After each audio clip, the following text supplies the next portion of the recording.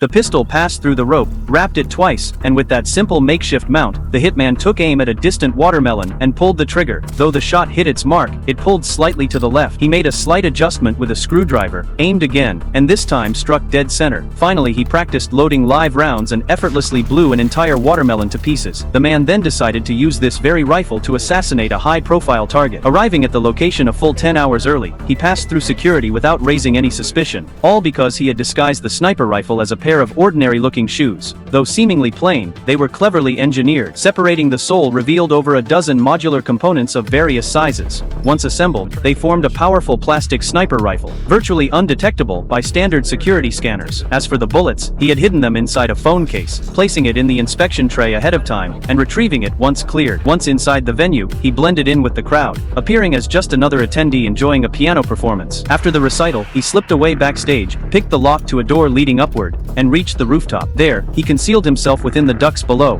where he would remain for the next 10 hours. Through a narrow gap, he had a full view of the entire auditorium. In that cramped space, he removed his shoes, disassembled them, and reconstructed the sniper rifle, setting it aside as he waited patiently for the moment to strike. Soon, the performance ended, the lights in the venue went out, and the building fell silent except for him. Sometime later, staff began moving in to inspect the area, a sign that the target was about to arrive. The staff not only upgraded the access control facilities but also increased the number of security personnel. An officer handed the security chief a sketch based on an eyewitness description of the assassin. Clearly a trap had been set. If the killer showed his face, he wouldn't stand a chance. Little did they know, he was already inside, but he still had to evade several layers of inspection. First, security personnel meticulously searched every corner and crevice of the venue. Then, an officer scanned possible hiding spots. When she reached the rooftop, she came within just 3 meters of the hidden assassin. Only after hearing the door close did the man finally allow himself to relax. Stiff from hours confined in the tight space, he did some light exercises to keep his limbs responsive. When thirsty, he took a sip of water. When nature called, he used a plastic bottle. Eventually, the auditorium began to fill with people. The press conference was about to begin. The man climbed out of the ductwork and prepared to carry out the assassination. He soon noticed guards had been stationed nearby. Moving quietly, he swiftly took out the first one, then eliminated a second behind a spotlight.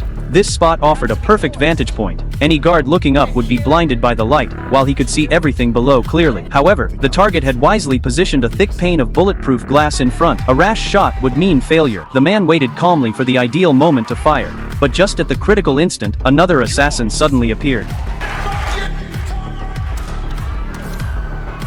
The target, who had briefly exposed their head, immediately ducked back down in alarm. By then, the window for a clean shot had closed completely. Under heavy guard, the target was quickly escorted away. Seeing the mission was lost, the man discarded his weapon and slipped unnoticed into the chaotic crowd.